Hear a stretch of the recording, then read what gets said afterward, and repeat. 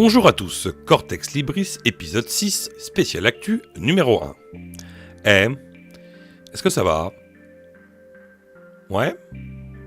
Bon, bien. Bien. Non, je vous demande parce que c'est une question que je me pose souvent. Qu'est-ce qui fait que les gens estiment à un moment que ça va pas et qu'il faut que ça change? Collectivement, je veux dire. De temps en temps, on va scruter l'actualité et se poser cette question ensemble. Qu'est-ce qui pourrait être en mesure de secouer l'opinion et que le Pékin moyen sorte de sa léthargie? Alors, on va commencer par quoi? Qu'as-tu donc dans ton panier? Allons faire un tour du côté de notre chère Assemblée nationale. Laissez-moi vous présenter le président de cette noble assemblée, Richard Ferrand.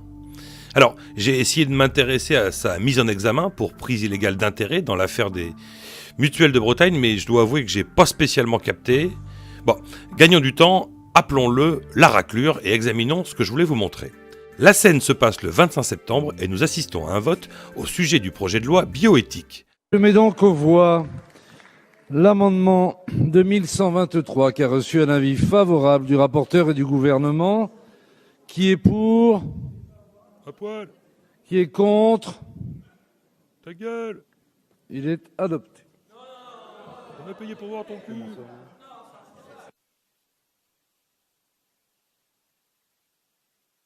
Adopté, j'ai regardé évidemment. Non. Je mets aux voix. Comment? Celui-là, là? D'accord. Non, mais écoutez, il a été adopté. Ça suffit. Il y a une série d'amendements identiques, Monsieur Breton. Non, écoutez. Mais pourquoi vous contestez? Si je vous dis que l'amendement a été adopté, il a été adopté. Écoutez, ça suffit. Le vote a eu lieu. L'amendement 14, Monsieur Breton. L'amendement 14.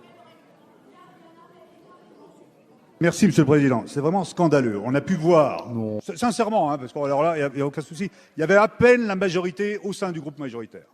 Bon, il y en a eu une autre moitié qui a voté contre, et nous, très largement, on a voté contre. Donc sincèrement, je pense qu'il y a un vrai problème. C'est pour ça qu'il faut vraiment régler cette question du vote. On peut faire un assis debout pour vérifier. L'amendement 113. Non, mais vous ne voulez pas défendre l'amendement? Non, le vote a été constaté et proclamé, il est donc acquis. Allez-y. Je demande une suspension de séance de 2 minutes, qu'on puisse se réunir, parce que si on commence comme ça, on biaise totalement le texte, on est sur la ligne A3, on réécrit tout, c'est un sujet majeur, donc on ne peut pas... franchement, regardez bien, on peut faire un assis debout, c'est très simple. Non, mais le vote a été acquis. Donc, vous souhaitez une suspension de séance? Parfait, la séance est suspendue, 2 minutes. Alors, que dire? D'abord, soyons honnêtes, le cadrage de la vidéo ne permet pas de se faire un avis définitif sur l'état du scrutin. En effet, peut-être que tout plein de marcheurs étaient cachés en haut de l'hémicycle et qu'effectivement l'amendement pouvait être adopté. Disons quand même qu'un passage par un assis debout aurait pris 2 secondes et aurait au moins levé le doute. Là, on a vraiment l'impression que l'autre raclure s'en bat les rognons et règle des formalités administratives. Exercez-vous une activité professionnelle? Ça dépend. Oui, ça évidemment, on vous demande de répondre par oui ou par non, alors ça dépend, ça dépasse. Rappelons quand même que c'est censé être le cœur battant de notre démocratie, que l'expression populaire émanant de nos députés doit permettre que soit prise en compte la volonté du plus grand nombre. Donc oui, c'est choquant. Mais c'est là que j'ai un souci. Je regarde très rarement les médias mainstream et du coup, je suis pas en mesure de savoir si cette séquence a été largement diffusée. Même si mon petit doigt me dit que Gilles Boulot a pas dû en parler des masses.